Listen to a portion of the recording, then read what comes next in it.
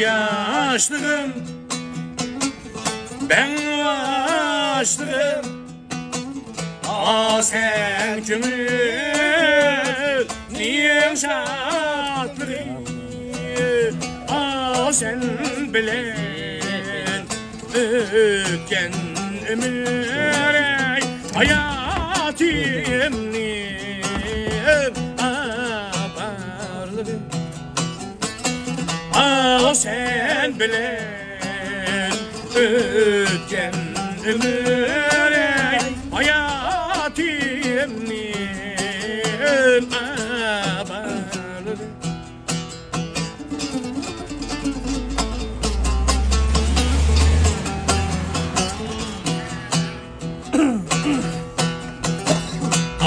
sen beni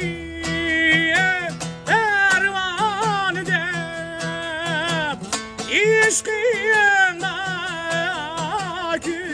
gülersen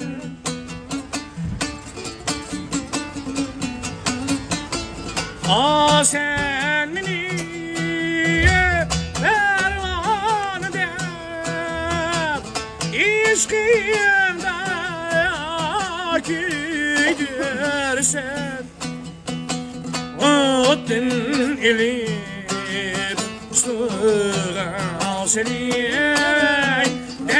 emşirletip dem güldürsen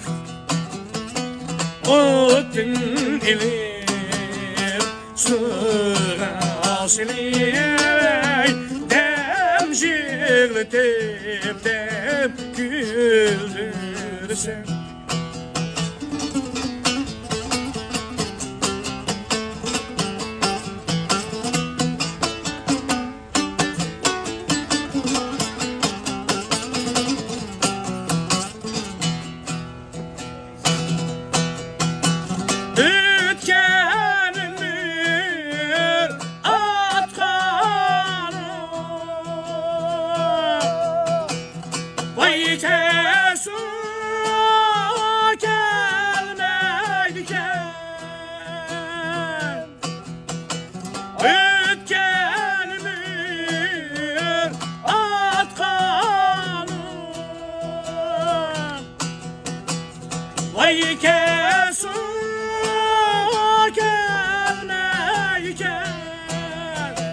yaşlık bakar diyen kadrini